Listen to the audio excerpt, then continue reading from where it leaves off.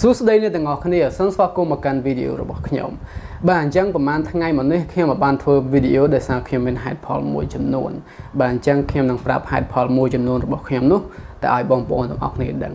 បាទអញ្ចឹងតាមពិតទៅវីដេអូនេះខ្ញុំមិនចង់ធ្វើទេបាទប៉ុន្តែដោយសារតែខ្ញុំឃើញថាបាទវាខ្ជិះខ្ជាយពេលខ្ញុំខ្លាំងមែនទែនបាទអញ្ចឹងទៅខ្ញុំប្រហែលជាបាទខ្ញុំនឹងចែករំលែកបទពិសោធន៍របស់ខ្ញុំមួយនេះជូនទៅដល់បងប្អូនទាំងអស់គ្នាអូខេអញ្ចឹងដូចបងប្អូនឃើញចំណងជើងខ្ញុំនិយាយអញ្ចឹងហើយណាបាទអញ្ចឹងក្នុងវីដេអូនេះគឺខ្ញុំខកខានធ្វើវីដេអូប្រហែលថ្ងៃគឺដោយសារតែហ្គេម PUBG បាទអញ្ចឹងសូមទោសផងណាដូចខ្ញុំនិយាយអញ្ចឹងបើសិនជាបងប្អូនដែលគាត់ជាអ្នកលេងហ្គេមសម្រាប់រកកម្រៃខ្លះពី YouTube ដូចជា YouTube gamer អីចឹងណាបាទអញ្ចឹងទៅអាហ្នឹងមិនមែនជាបញ្ហាទេពួកឯងគាត់លេងហ្គេមគាត់ទទួលកម្រៃខ្លះគាត់ទទួលបានលុយបានកាក់ខ្លះពី YouTube អីចឹងទៅបាទប៉ុន្តែសម្រាប់បងប្អូនដែលជាអ្នកធ្វើការដែលជាក្មេងៗសិស្សសាលាអីចឹងទៅបាទឬក៏ជាមនុស្សធម្មតាដែលគាត់មិនមែនជាអ្នកលេងហ្គេមដើម្បីរកលុយរកកាក់អីចឹងណាបាទអញ្ចឹងសម្រាប់បងប្អូននៅក្នុងចំណោមនោះខ្ញុំគិតថាយើងគួរតែពិចារណាដែរបាទអញ្ចឹងខ្ញុំគិតថាហ្គេម PUBG មួយនេះបានទាញខ្ញុំលងជ្រៅមែនទែនបាទ2-3ថ្ងៃកន្លងមកនេះបាទតាមពិតខ្ញុំអត់ចេះលេងពីមុនមកទេបាទប៉ុន្តែដោយសារមានបងប្អូនអ្នក Subscribe អ្នក comment មកខ្លាំងអញ្ចឹងណាបាទគាត់ថាបងលេងហ្គេម PUBG អត់អញ្ចឹងណាហើយខ្ញុំក៏ឃើញគេលេងច្រើនដែរបាទអញ្ចឹងខ្ញុំក៏ធ្វើការ download ហ្គេមហ្នឹងហើយក៏លេងជាមួយវាតែម្ដងបាទអញ្ចឹងក្រោយពេលលេងមកអត់ចេះលេងទេគាត់ថាជុំហ្គេមនេះលេងមិនអញ្ចឹងបើឈឺក្បាលវិលមុខខ្ញុំក៏អត់បានលេងជាមួយវាបាទខ្ញុំ download ទុកដើម្បីធ្វើការតេស្តដើម្បីធ្វើការធ្វើតេស្តសួរឆ្លើយសំណួរបងប្អូនណាគាត់សួរថាបងទូរស័ព្ទនេះ download លេងហ្គេម PUBG បានអត់លេងហ្គេម rule បានអត់ហ្នឹងណាដូចជា Vivo ក៏ដោយ OnePlus ក៏ដោយទូរស័ព្ទដែលខ្ញុំ review ពីមុនមកអញ្ចឹងបាទអញ្ចឹងក្រោយពេលមានសំណួរច្រើនពីបងប្អូនសួរហើយខ្ញុំក៏រៀនលេងខ្លួនឯងបាទអញ្ចឹងក៏កាន់តែចេះទៅហើយក៏យល់ពីវាខ្លះដែរបាទអញ្ចឹងខ្ញុំនឹងចូលស៊ីជម្រៅបន្តិចចំពោះហ្គេមហ្នឹងហេតុអ្វីបានជាហ្គេមហ្នឹងអាចធ្វើឲ្យមនុស្សយើងខាតពេលវេលាបាទអញ្ចឹងចង់សរុបមកថាលេងហ្គេមនេះគឺធ្វើឲ្យខ្ជិះខ្ជាយពេលវេលាយើងខ្លាំងមែនទែនបាទទី1ហ្គេមនេះគឺចំណាយពេលច្រើនមែនទែនបាទក្នុងការបើកក៏ដោយបើកហ្គេមពី start មកពីដំបូងមកក៏ទាមទារពេលយូរជាងហ្គេមផ្សេងដែរ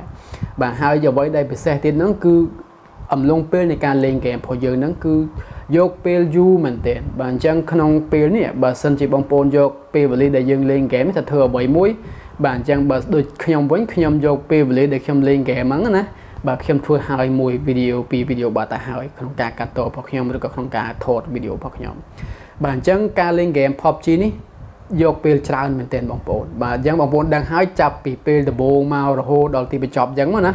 យូរមែនទែនតម្រុំទៅចប់វគ្គមួយហើយប្រឹងប្រយ័ត្នមែនទែនហើយភ្នែកសម្លឹងយូរចេះហ្មងណាយើងមិនអាចគេហៅថាងាកភ្នែកចោលទៅនេះចោលទៅនោះបានទេហើយដូចខ្ញុំមានកូនមានចៅទៀតអូកូនខ្ញុំកំពុងស្រែកយំហើយពេលខ្លះអត់ខ្វល់ទាំងកូនទេមើលឯងកុំអញ្ចឹងមើលកុំអញ្ចឹងអូដល់ថ្នាក់ហ្នឹងផងណាมันគួរអញ្ចឹងសោះណាកូនយំហើយកូនរប៉ាណាកូនចង់ឲ្យប៉ាអោប៉ាអីអញ្ចឹងណាបាទអញ្ចឹងសុខចិត្តរុញកូនចោលណាសុខចិត្តលេងហ្គេមអូសប្បាយហើយភ្នែកដល់កយភ្នែកសម្លឹងមើលទាំងយប់ទាំងថ្ងៃដូចខ្ញុំនិយាយអញ្ចឹងបាទខាតពេលច្រើនមែនទែនបងប្អូនបាទអញ្ចឹងហេតុផលដែលឲ្យទាញយើងកាន់តែខ្លាំងទៀតហ្នឹងគឺនៅក្នុងហ្គេមហ្នឹងវាមានមិត្តភ័ក្តិនៅក្នុងហ្នឹងវាមាន friend នៅក្នុងហ្នឹងបាទប៉ះចំ friend ណាមានស្រីទៀតសំលេងស្រីបរោះទៀតអូទៅហើយដឹងតែទៅហ្មងណាហើយដូចខ្ញុំជាដើមលេងនៅអឺរ៉ុបបាទធម្មតាហ្គេម PUBG របស់យើងអាចរើសគេហៅថា zone លេងបានណាលេងនៅអាស៊ីលេងនៅអឺរ៉ុបលេងនៅ North America លេងនៅ South America អញ្ចឹងទៅលេងនៅ Japan អញ្ចឹងទៅបាទអញ្ចឹងខ្ញុំបានរើសលេងនៅ North America ជួបស្រីបរទេសមួយនិយាយបរោះមែនតើបាទនិយាយបរោះមែនតើហើយសួរវាថាចង់លេងទៀតអត់វាថាអូខេលេងទៀតអញ្ចឹង add friend មួយគ្នាប្លុចនៅក្នុង game PUBG មកលេងឯងទល់ព្រឹកទល់ល្ងាចខ្ញុំអូយប់ឡើងម៉ោង1ម៉ោង2អត់តាន់បានដេកផង my god ហើយងើបពីព្រឹកឡើងខ្ញុំគិតថាมันគួរលេងទេហ្គេមនេះបាទខាតពេលច្រើនមែនទែនបាទអញ្ចឹងសរុបមកបើសិនជាបងប្អូនគេហៅថាចេះគ្រប់គ្រងខ្លួនឯងមិនអីទេណាតែបើសិនជាយើងអត់ចេះគ្រប់គ្រងខ្លួនឯងទេអន្លួយខ្លួនទៅតាមហ្គេមហ្នឹងខ្ញុំគិតថាហ្គេមនេះយើងមិនគួរលេងទេបាទខាតពេលច្រើនមែនទែនបងប្អូនបាទខ្ញុំគិតថាហ្គេមនេះ គឺជា game ដែលធ្វើឲ្យមនុស្សយើងខ្ជិលខ្ជាយពេលវេលាអត់ប្រយោជន៍បាទអញ្ចឹងសរុបត្រឡប់ទៅក្រោយវិញបើសិនជាបងប្អូនលេង game ហ្នឹងមានប្រយោជន៍អូខេលេងចុះណាបាទអញ្ចឹងវាដូចខ្ញុំនិយាយអញ្ចឹងយើងធ្វើវីដេអូមកដាក់ក្នុង YouTube យកអីមកមានអ្នកចូលមើលចូលអីទៅយើងមានលុយខ្លះដែរបាទមានន័យថាយើងមានកម្រៃចូលបាទប៉ុន្តែបើសិនជាបងប្អូនលេងដើម្បីកំដរការអបសុកដើម្បីជាការកំសាន្តទេបាទលេងហើយដូចខ្ញុំនិយាយអញ្ចឹងបើសិនជាចេះគ្រប់គ្រងខ្លួនឯងលេងកុំជក់កុំឆ្លុកវង្វេងតាមវាពេក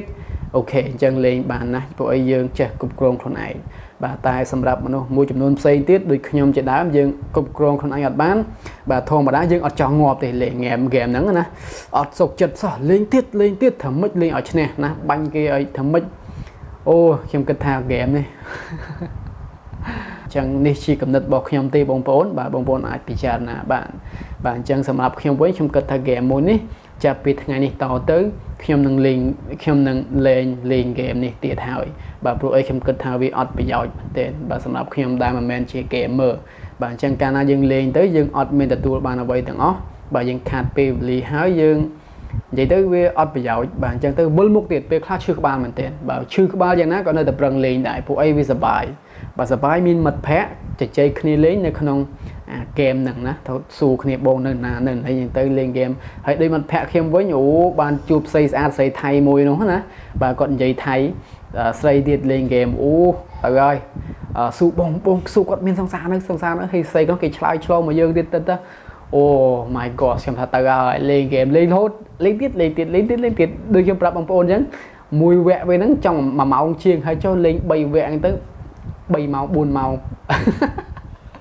ខាតពេលច្រើនណាស់អូខេអញ្ចឹងសង្ឃឹមថាអ្នកទាំងអស់គ្នាចូលចិត្តហើយបើសិនជាចង់តាមដានជាមួយខ្ញុំទៅមុខទៀតអូខេចុច subscribe ចុច like ចុច share ផងណាអូខេអញ្ចឹងបាយបាយ